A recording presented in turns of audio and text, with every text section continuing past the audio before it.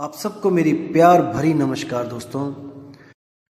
उम्मीद करता हूँ आपका जीवन बहुत शांतिमय चल रहा है और आपको हर प्रकार की जो आध्यात्मिक उन्नति है वो प्राप्त हो रही है, आपका विवेक जाग रहा है। तो दोस्तों आज बात करेंगे कर नैनो दीदार महल में प्यारा है पे। कुछ भाइयों की रिक्वेस्ट आई थी कि इस पे एक सत्संग जरूर किया जाए। दोस्तों मैं आपको बताना चाहूँगा कि ये जो शब्द कबीर साहब का है, ये वो शब्द है जिस पे लगभग सारे आध्यात्मिक गुरुओं का ज्ञान टिका हुआ है, इसी शब्द पे।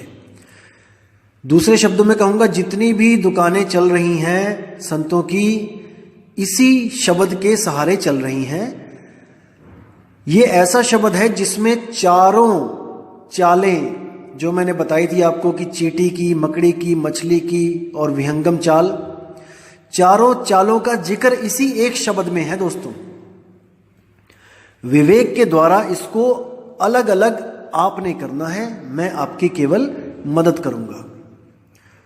तो दोस्तों शुरू करते हैं। और शुरू करने से पहले मैं आपको एक बात और बता दूं कि इसमें शुरू में कुछ योगिक क्रियाएं भी हैं।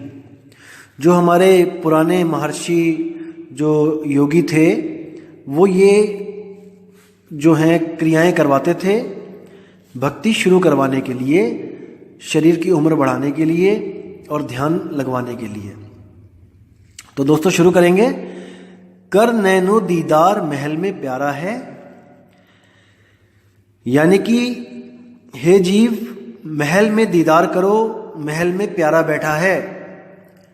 दोस्तों आपको बताना चाहूंगा कि ये जो वाणी है ये चेतावनी वाणी है, ये भाव भक्ति वाली वाणी नहीं है कि अपने परमात्मा के बारे में बताया जा रहा है। यहाँ पे ये चेतावनी वाणी है जीव को।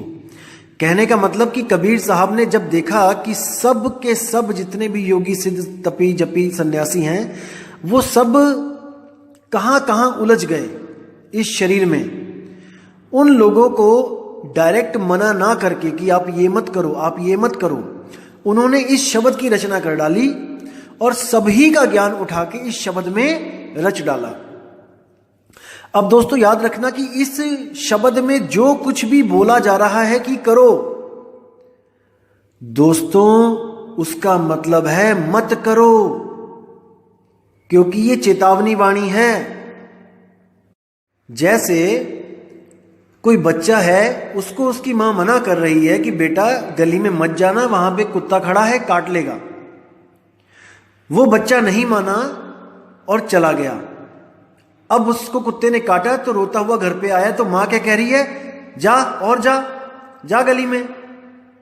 तो इसका मतलब वो ये नहीं कहना चाहती कि दोबारा चला जा गली में कुत्ते से कटवाने, वो कह रही है कि तुझे मना कर रही हूं, मैं मना किया था ना मत जा। तो ये चेतावनी वाणी है, इसको समझना पड़ेगा आपको। वो मैं आपको उदाहरण देता रहूंगा कि कैसे कहां पे क्या समझने वाली बात है, मैं बताता रहूंगा आपको। तो शुरू करते हैं। कर नैनो दीदार महल में प्यारा है, काम क्रोध मद लोभ विसारो, सील संतोष क्षमा सत धारो, मद मास मिथ्या तज डारो, हो ज्ञान घोड़े असवार, भरम से न्यारा है, कर नैनो दीदार महल में प्यारा है। अब इस पहली कली में कबीर साहब ने एक बात क्लियर कर दी कि चारों चालों में जाने के लिए, चाहे आप कोई भी चाल को पकड़ो, कैसा भी गुरु धारण करो, पहली कली में उन्होंने बेसिक क्लियर कर दिया कि आपको क्या क्या करना पड़ेगा। काम क्रोध मद लोभ विसारो, यानी काम क्रोध मद लोभ को तजना पड़ेगा। सील संतोष क्षमा मत धारो, अपने आप को शील बनाना पड़ेगा। संतोष यानी कि ज्यादा माया के पीछे नहीं भागना है, पैसों के पीछे नहीं भागना है पागलों की तरह। संतोष के बाद क्षमा करना सीखना है। सत धारो, और सत्य को हमेशा विवेक के द्वारा परख के उसको अपनाना है। मद मांस मिथ्या तज डारो, मीट मांस मछली जो भी है इसको झूठ बोलना छोड़ दो। हो ज्ञान घोड़े असवार, भरम से न्यारा है, ज्ञान के घोड़े दौड़ाना शुरू कर दो, उस पर बैठ जाओ और भ्रमों से बाहर निकल जाओ। अब जो ये पहली कली में जो ज्ञान बताया है कबीर साहब ने, ये ज्ञान हर पंथ का बेसिक ज्ञान है। यानी कि कोई भी गुरु धारण करने से पहले ये चीजें आपको करनी पड़ेंगी। मीट मांस दारू मच्छी अंडा सिगरेट तंबाकू बीड़ी जर्दा हुक्का सब खत्म करना पड़ेगा। भक्ति इसके बाद स्टार्ट होगी। और जो लोग ये नहीं छोड़ पाए और कहीं से नाम ले लिया गुरु से झूठ बोल के, गुरु से नाम लेने के बाद भी इसमें से अगर कुछ अंडा मीट मांस कुछ खा रहे हैं, तो उसकी भक्ति कभी पूर्ण नहीं हो सकती। पूर्ण तो छोड़ो, उसकी भक्ति शुरू नहीं हो सकती, बिल्कुल भी नहीं। ये तो आपको तजना ही पड़ेगा। तो दोस्तों, अब जो दूसरी कली है उसमें क्या बताया गया है, इसमें योगियों का ज्ञान आता है। कहते हैं धोती नेति वस्ती पाओ, आसन पदम जुगत से लाओ, कुंभक कर रेचक करवाओ, पहले मूल सुधार कारज हो सारा है।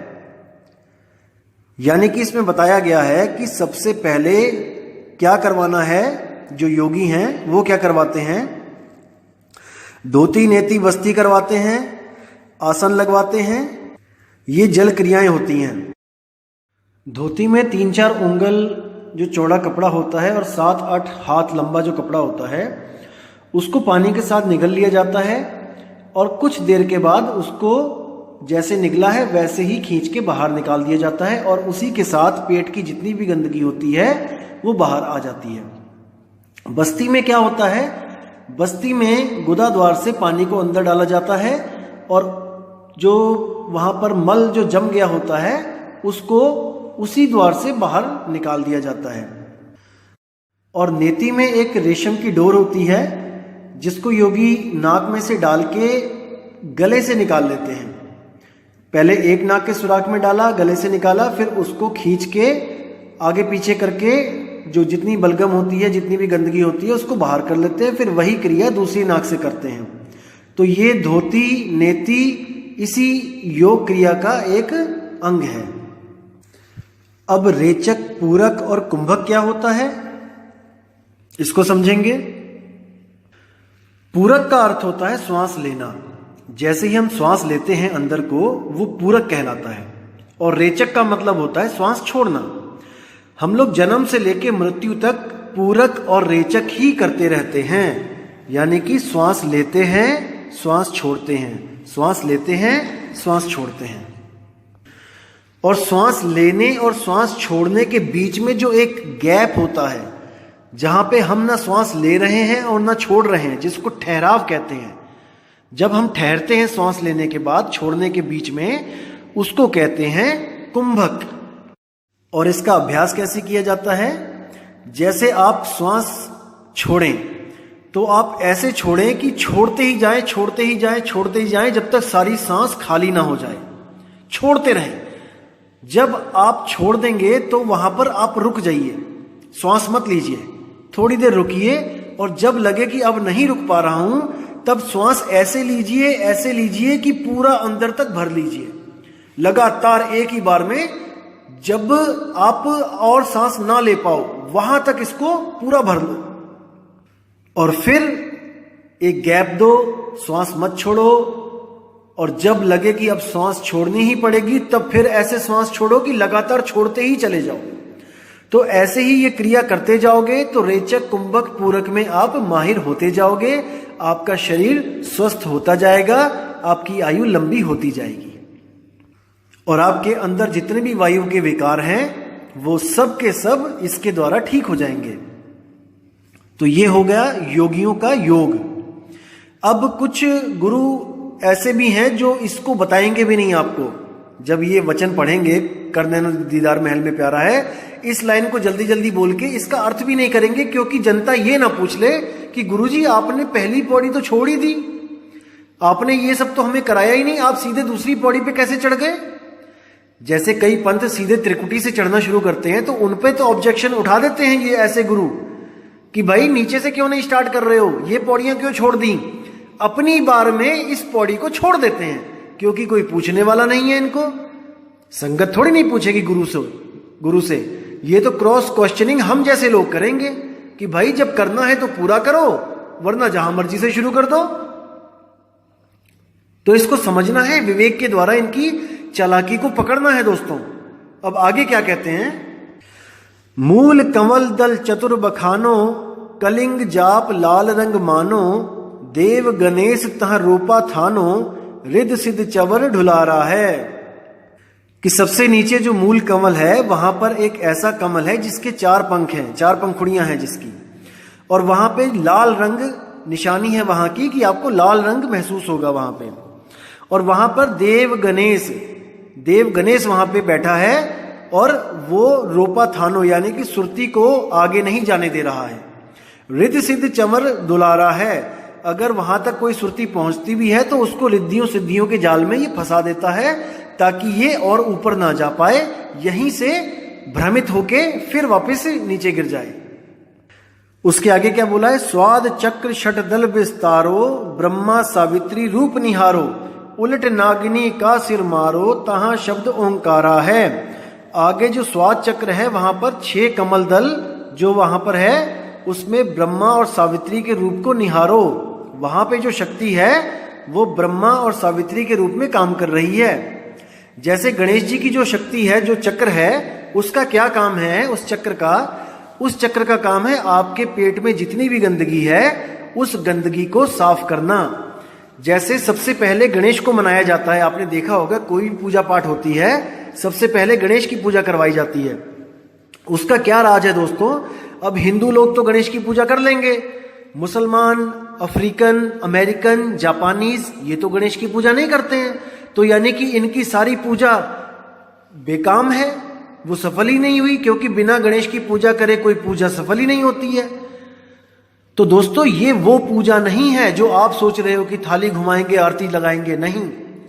गणेश जी का कार्य होता है कि जितना भी पेट का जो मल होता है, गंदगी होती है, उसको बाहर निकालना। अगर आप योग क्रियाओं को देखोगे तो एक गणेश क्रिया भी होती है। अगर आपकी दिनचर्या में सबसे पहले सुबह उठ के पहला कर्म पेट की सफाई करना है, तब तो आप बहुत अच्छा बाकी कर्म भी करते रहोगे। अगर आप पहले उठ के सुबह उठ के पहले फ्रेश नहीं होते हो दोस्तों, तो आपको कब्ज की प्रॉब्लम होगी, और भी कई ऐसी प्रॉब्लम होंगी कि आपको मल त्यागने में प्रॉब्लम आने लगेगी। तब गणेश क्रिया यूज की जाती है। उसमें क्या होता है, उंगली ली जाती है, उंगली में तेल लगा के, जो बड़ी वाली उंगली है उसमें तेल लगा के गुदा के अंदर डाल के क्लॉकवाइज और एंटी क्लॉकवाइज बड़े सावधानी से घुमा के गंदगी को बाहर निकालना होता है। तो ये तब किया जाता है जब आपका स्वास्थ्य ठीक ना हो, ये गणेश क्रिया होती है।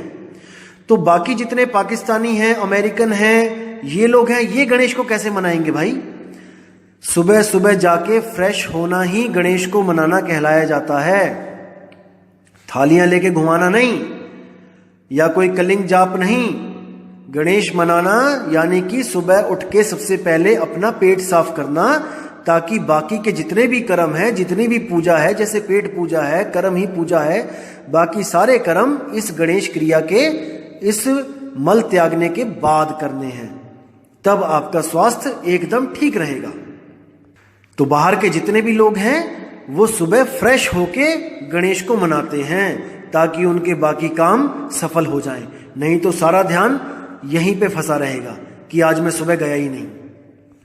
अब आगे जो बताया कि स्वाद चक्र में जो ब्रह्मा सावित्री है वो क्या है, वो कैसे काम करता है वो चक्र?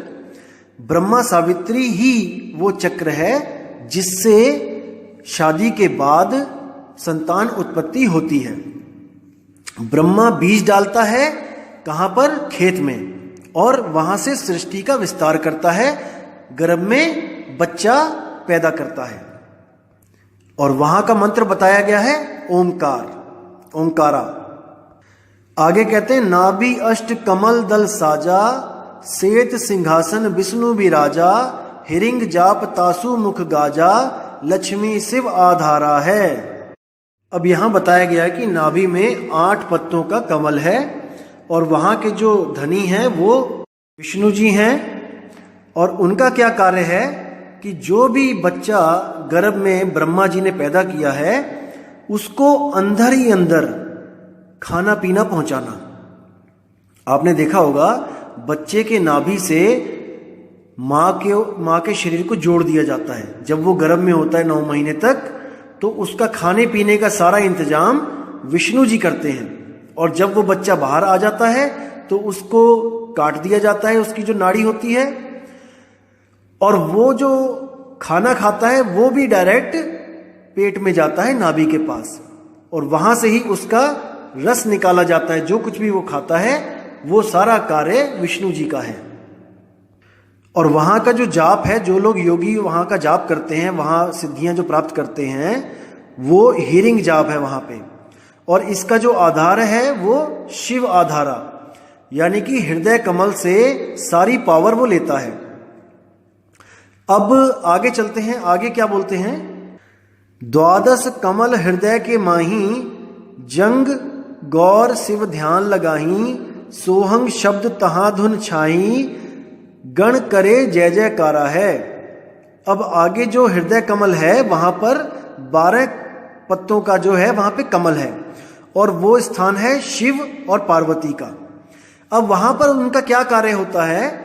आपने देखा होगा कि शिव जी के पास जो डमरू है, वो डमरू चलता है कैसे? डम डम डम डम। तो वही जो शिव जी का जो मेन कार्य है वो है दिल की धड़कन जो डमरू की तरह चलती है, धक धक धक धक, उसको रोकना, यानी कि संहार करना। जो ब्रह्मा जी ने पैदा किया है, जिसकी विष्णु जी पालना कर रहे हैं, उसी को संहार करना शंकर जी का कार्य है। याद रखना दोस्तों, इस दुनिया में कोई भी आदमी ऐसा नहीं है जो बिना हार्ट अटैक के मरता है। हार्ट अटैक का मतलब यह है कि दिल की धड़कन रुक जाना। आपकी दिल की धड़कन चल रही हो और आपका दिमाग डेड है, आपके हाथ पैर सब कुछ कोमा में, सब दिमाग कोमा में, सब कुछ जीरो है, लेकिन आपकी दिल की धड़कन चल रही है, तो आपको डेथ सर्टिफिकेट नहीं दिया जाएगा। डेथ सर्टिफिकेट उसका ही मिलेगा जिसका संहार शंकर जी ने कर दिया है, जिसका डमरू शंकर जी ने रोक दिया है। और शंकर जी का तांडव क्या होता है? जब भी किसी की मौत आती है या जब भी कोई किसी को मारने जा रहा होता है, तब उसकी धड़कन 10 गुना स्पीड से भाग रही होती है। वही तांडव नृत्य है शंकर जी का। जब ये तांडव नृत्य होने लग जाए तो समझ जाओ कि या तो यहां वाला मरेगा या सामने वाला। जैसे किसी का झगड़ा हो तो दिल की धड़कन सुपर फास्ट हो जाती है, और इन दोनों में से एक को तो शंकर खत्म ही करेगा। अब कहते हैं कि वहां का जो शब्द है वो है सोहंग शब्द, और वहां पे उनकी जय जयकार हो रही है। जो लोग इन कमलों को भेद के ऊपर चढ़ते हैं, उनको वहां पे ये सारे नजारे सुरती को दिखाए जाते हैं, ये भरमजाल सारा दिखाया जाता है। आगे क्या कहते हैं? षोडश दल कंवल कंठ के माही, तेहि मध बसे अविद्या बाई, हरिहर ब्रह्मा चवर ढुराई, जहां शारिंग नाम उचारा है। यानी कि जो कंठ कमल है वहां पर 16 पत्रों का जो है कमल खिला हुआ है, और उसमें अविद्या बाई यानी कि शेरावाली माता का ही एक रूप अविद्या बाई बोला है, जो विद्या की देन है, जो देती है। यानी कि कंठ में विद्या, अविद्या बाई के रूप में, सरस्वती के रूप में शेरावाली विराजमान है। अब उस कंठ में उसका क्या कार्य होता है? जितनी भी दुनिया की भाषाएं हैं वो अविद्या बाई गले से बुलवाती है, वो सारी भाषाएं बुलवाती है। और क्या बुलवाती है? वो क्या होता है? वो हुक्म होता है किसका? मन का। क्योंकि दोस्तों मन खुद नहीं बोल सकता कि उसे क्या चाहिए। जैसे आप बैठे हुए हो और आपके दोस्त भी बैठे हैं, अब आपका मन कर रहा है कि सिगरेट पीना है, तो अगर आप मन में सोचोगे अकेला केवल कि चलो सिगरेट पीने चलते हैं, तो वो आपके दोस्तों को सुनाई नहीं देगा, क्योंकि मन बोल नहीं सकता। इसलिए इस मन ने अपनी बीवी को ये ड्यूटी दे रखी है कि जो कुछ भी मैं सोचता हूं उसको कंठ के द्वारा बोल के इस दुनिया को बताओ कि मेरा क्या हुक्म है। तो अविद्या बाई का ये जो काम है कि जितनी भी उसके पति की जो हुक्म है, जो उसके पति की जो चाह है, वो सामने सबको बताना। तो ये इसका काम है। और यही हुक्म देती है ब्रह्मा विष्णु महेश को कि सृष्टि करो, पैदा करो। ब्रह्मा जी को हुक्म देती है कि बीज डालो, विष्णु जी को हुक्म देती है कि जो ब्रह्मा जी पैदा कर रहे हैं जीव, उनको आप भोजन पानी दो, और शंकर जी को आदेश देती है कि आप समय आने पे उनका संहार कर दो। इसी के द्वारा सारी सृष्टि इन्हीं 3 गुणों के द्वारा पैदा, पलती और खत्म होती रहती है। और वहां का जो साधु वहां पहुंचते हैं, वहां का जो मंत्र है वो श्रृंग है। अब आगे कहते हैं, ता पर कंज कमल है भाई, बग भौरा दुई रूप लखाई, निज मन करत तहां ठकुराई, सो नैनन पिछवाड़ा है। अब यहां पे कह रहे हैं कि आगे एक कमल जो है वहां पे खजाना छुपा हुआ है। जैसे कंज मैंने होता है खजाना, ता पर कंज कंवल है भाई, ऐसा कंवल है वहां पे कि खजाना छुपा हुआ है उसमें। बग भौरा दुई रूप लखाई, बग होता है बगुला, भौरा होता है जो काले रंग का भौरा होता है, यानी वहां पे काला और सफेद दोनों तरह का आपको प्रकाश दिखेगा। जैसे अभी आप आंख बंद करोगे तो काला दिख रहा है, लेकिन जब आप इस योग को करते करते वहां पहुंचोगे तो वही काला जो है वो प्रकाश में चेंज हो जाएगा, वहां पे प्रकाश ही प्रकाश हो जाएगा, वहां पे ज्योत जग जाएगी। तो कहते हैं वो ज्योत क्या है? वो परमात्मा नहीं है भाई। निज मन करत तहां ठकुराई, वो मन है। जैसे नानक साहब कहते हैं, मन तू ज्योत स्वरूप है। तो उस ज्योत को जितने भी संत हैं वो सब परमात्मा मान के वहीं रुक गए। उसी को परमात्मा मान के उन्होंने सोचा कि हमें तो सब कुछ मिल गया। अब आगे क्या कहते हैं कि निज मन करत तहां ठकुराई, सो नैनन पिछवाड़ा है। आंखों के पीछे जो लोग कहते हैं कि एक दिया जल रहा है और वो परमात्मा है, दोस्तों वो असल में मन को परमात्मा मान के बैठ गए हैं। यही दुविधा है कि कबीर साहब के ज्ञान को कोई समझ नहीं पा रहा है। कबीर साहब कहते हैं, आंख न मूंदो कान न रूंदो, तनिक कष्ट मत धारो, खुले नयन पहचानो हंस हंस, सुंदर रूप निहारो। कबीर साहब ने कभी इस रास्ते में जाने के लिए बोला ही नहीं। वो कहते हैं आंख बंद करनी ही नहीं है। ध्यान तो बहुत दूर की बात है, उस ज्योत में कोई ध्यान लगाना है या उस ज्योत के दर्शन करने हैं, बहुत दूर की बात है वो तो। और कान भी बंद नहीं करने हैं। कोई कहे कि कान बंद करके धुन सुननी है, वो भी नहीं। कितने ही पंथ इंडिया में कान बंद करके अंदर की जो 5 तत्वों की धुनें हैं, उन 5 तत्वों की धुनों में ही उलझा देते हैं। इसी को योगी भ्रमरी प्राणायाम भी कहते हैं। आप किसी योगी से पूछ भी सकते हैं इसके बारे में, वो आपको उचित जानकारी दे देगा। लेकिन ये सब कबीर साहब के मार्ग में बिल्कुल निषेध है, ऐसा कुछ नहीं करना होता है। अब आगे क्या बोलते हैं, कंवलन भेद किया निर्वारा, यह सब रचना पिंड मंझारा, सतसंग कर सतगुरु सिरधारा, वह सत्य नाम उचारा है। अब कह रहे हैं कि मैंने जो इतने कमल बताए आपको यहाँ पे, ये सबका मैंने जो भेद खोला है, ये सब पिंड की रचना है। और यहां तक जो भक्ति करते हैं वो चींटी की चाल के द्वारा भक्ति की जाती है। चींटी की चाल के द्वारा यहां तक ही पहुंचा जा सकता है। इस चाल के जो भगत होते हैं, जो इस चाल से भक्ति करते हैं, चींटी की चाल से, वो स्वयं को भी साकार मानते हैं। और जैसे इन चक्रों पे शंकर, पार्वती और गणेश इन सबको साकार मानकर चढ़ाई करते हैं, तो ये परमात्मा को भी साकार रूप में ही मानते हैं।